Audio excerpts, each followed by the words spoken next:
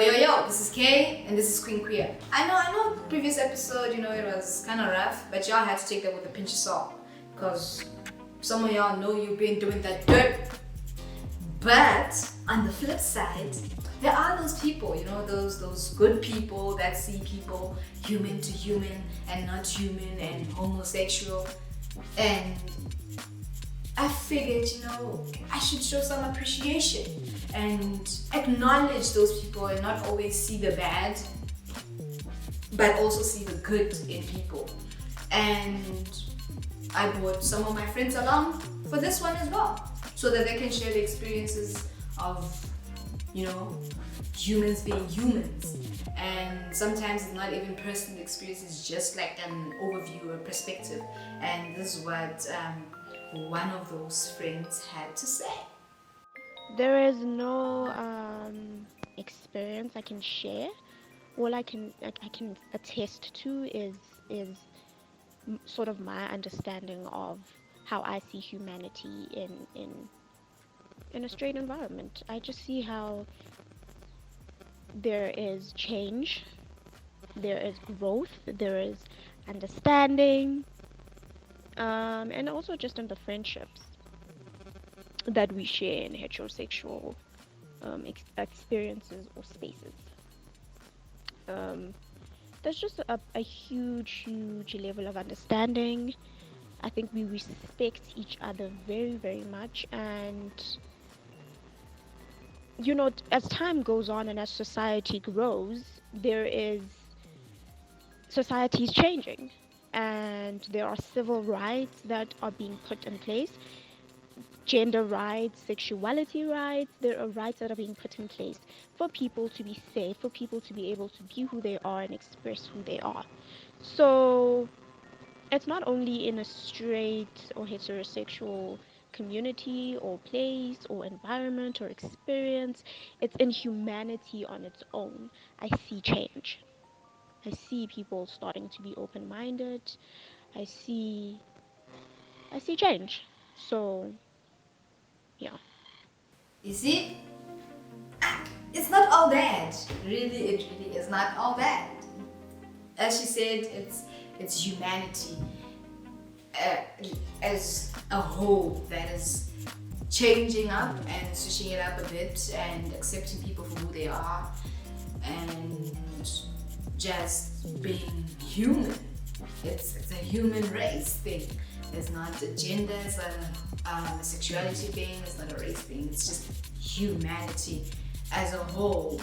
And then you get family, it's so refreshing and so appreciative and lovely and so beautiful when your family has your back, especially when you just come out. You have family support. I know there's a lot of us, there's a lot of queer people that don't have support from their families because their families are so traditional and so old school and not educated enough.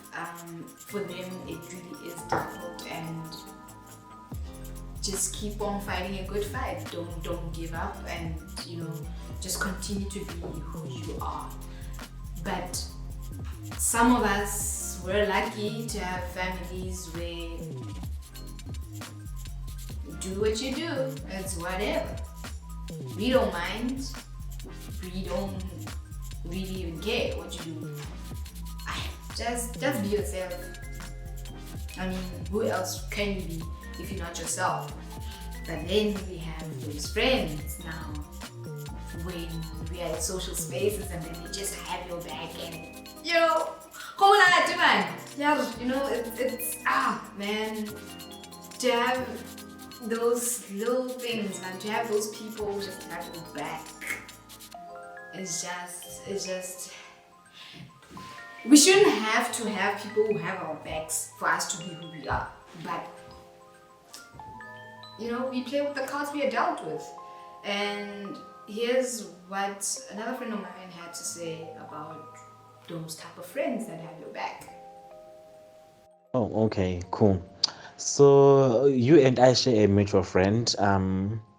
Yeah, you know who I'm talking about. So when I moved to Clocolan, um, I used to see you guys, chilling together and stuff like that, and I wanted to come and join in. But obviously, I had my insecurities and stuff like that. I always have, fear of entering into space. I studied the space first before to see if it's, a safe space or not. So I met my friend actually one of these days. I think I was going to hang my laundry at the laundry line. I was passing by his room. He invites me, and he says, "You know what? Hey, come and chill with us." It was all of you guys sitting there. So it was him, and the other guys as well. Our friends from Clocolan. Um, and right from the word go, he just asked me about my sexuality and stuff like that. And I was like, wow, that's a bit invasive. So I told him, I was like, you know what? I think you know the answer to that. And then from there was, the air was just cleared and we just, vibed like that. So for me, there was never a day when he made me feel less than, So I think for me, that's one thing that really made me have faith in humanity, to say that, what, literally we can just chill, and laugh and talk about other things, that are more important, other than people wanting to discuss my sexuality, or want to ask me about my sexuality, or wanting to ask me about things that have to do with my sexuality all the damn time. So we could chill as friends together. We could talk about so many things. I remember we used to talk about politics. We would move from politics, go into religion. We could have any other conversation, besides having to be asked, so are you top or bottom, blah blah blah. How do you guys do it? In. So I think for me that's just one thing that stood out for me. And even up until today, even when we call and when we text with my friends, um we we talk about other things, man. We have other conversations besides, your usual conversations where literally all we talk about is the same thing. I don't know if it makes sense. So yeah, um, those friends, man, damn, damn. I've been lucky to have friends that keke is keke, that man. It's not even about, hey, so when I see lesbian, it's not even about that. It's just a person to person thing. It's other things besides sexuality and sexual orientation. Literally, because there are other aspects of being a human being than just sex in general. So it's refreshing when you have those friends, man. Honestly, if you have friends that always make you feel bad or trash about your sexual orientation or your homosexuality, then you need to get new friends. But anyway, there are other aspects now. We've started with family, now we went to friends, and now you're gonna go to broader aspects. Now when we come to a professional space, when you go to a job interview, and clearly they can see, okay, this person, yeah, she's not straight. Because personally for me, I won't be caught dead in a dress to work. So and then you get those employers, those interviewers, and then they're just like, this person, we are here because of the CV and achievements and experience, not because of who they're dating, how they're doing it, and what. We are here because of professionalism, because we want someone who's focused on their career and doing the best for the company. You see, and unlike those spaces, those job opportunities where you get there and then it's like, it's stubborn. Woo, wow, hey. We go through a lot, but now we are appreciating all those people and all those other aspects that people, embrace besides our queer, besides being queer, just based on us being people. We are appreciating those humans that see us as human beings as well, besides all of the other jazz. And talking about the professional space, here's what another friend of mine had to say about that.